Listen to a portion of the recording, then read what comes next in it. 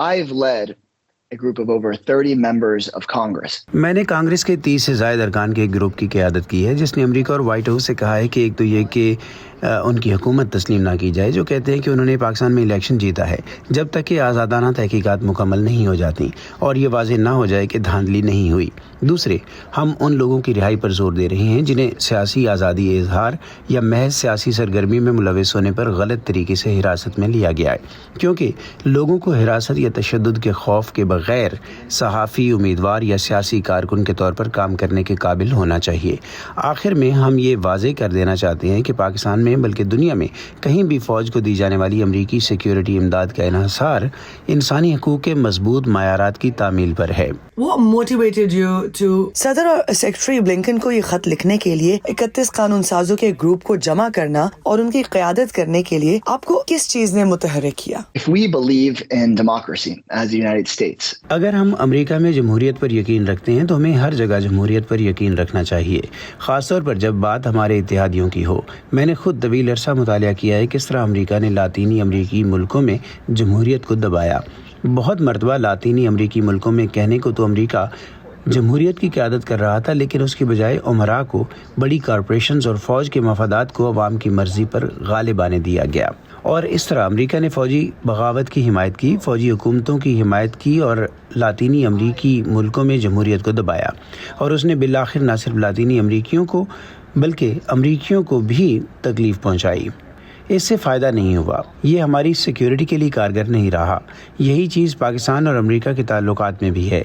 हमें महज इलाकाई सियासत या कॉरपोरेशन या अपने फ़ौजी इत्तेहाद को जमहूरियत की बुनियादी अक़दार पर गालिब नहीं आने देना चाहिए। कांग्रेसमैन, आपने अभी कहा कि अमेरिका ने दुनिया में फ़ौजी बगावतों की हिमायत की है। कुछ लोग बहस करेंगे कि इस खत के जरिए आप अमेरिका से पाकिस्तान की अंदरूनी सियासत में मुदाखलत के लिए कह रहे हैं। we are not meddling in those internal politics. In fact, हम अंदरूनी सियासत में मदाखलत नहीं कर रहे हैं। दर हकीकत सवाल ये है कि आया वहाँ आज़ादाना और मुनसिफाना इंतखाबात हुए हैं या नहीं। तो हमारी दिलचस्पी ये नहीं कि कोई एक ग्रुप या दूसरा ग्रुप इलेक्शन जीते। पाकिस्तानी अवाम को अपने इंतखाब का फ़ैसला खुद करना चाहिए। अमेरिका, पाकिस्तान और दीगर ममालिक को बड़ी फ़ौजी इमदाद भेजता है और हमारे पास बहुत वाज़ेह क़वानीन है कि ये इमदाद इंसानी हकूक़ के एहतराम पर मुनहसर है।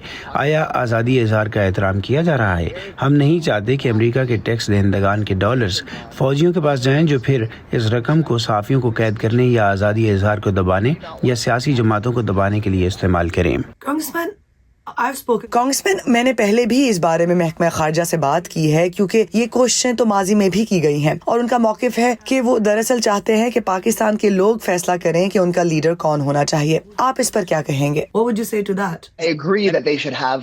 मैं इस बात से इत्तेफाक करता हूँ कि हमें मुल्की सियासत में मदाखलत नहीं करनी चाहिए और पाकिस्तान के अवाम जिसको भी अक्सरियती वोट से मुंतखब करना चाहते हैं वही मुंतखब होना चाहिए। तो सवाल ये है कि क्या ऐसा हुआ, और इससे मुतालिक बहुत सारे वीडियोस, शवाहिद और गवाही मौजूद है।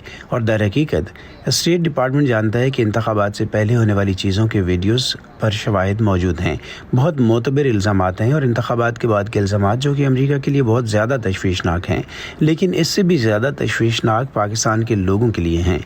इसलिए मैं ये नहीं कह रहा हूँ कि हमें बग़ैर किसी वजह के हुकूमत को तस्लीम करने से गुरेज करना चाहिए। हमें सिर्फ इस बात को यकीनी बनाना चाहिए कि पाकिस्तानी अवाम की मर्ज़ी सुनी जाए। आपके ख्याल में इस खत से अमली तौर पर आप क्या हासिल कर सकेंगे अगर महकमा खारजा को माजी में ऐसी दरख्वास्तें मौसूल हो चुकी हैं? जैसे कि आपने खुद कहा कि इसकी मिसालें मौजूद हैं, किस तरह सहाफ़ियों को जेलों में डाला जा रहा है और किस तरह पाकिस्तान में कई आवाज़ें उठ रही हैं जो कह रही हैं कि इंतखाबात में मुबैना तौर पर धांधली हुई है, हुकूमत इसकी तरदीद कर रही है। लेकिन आपके ख्याल में आप इससे क्या हासिल कर पाएंगे? I think if there is an independent and credible investigation, मैं समझता हूँ कि अगर इन इल्ज़ामात की आज़ादाना और काबिल एतमाद तहकीकात हों और इस बात का तयन हो कि इंतखाबात में या तो नुमायां धांधली हुई थी या नहीं हुई थी, और अमेरिका और दीगर मुल्कों का इत्तेहाद तहकीकात के बाद जो भी नतीजा सामने आता है उसके पीछे खड़ा हो, तो ये बहुत मजबूत कदम होगा।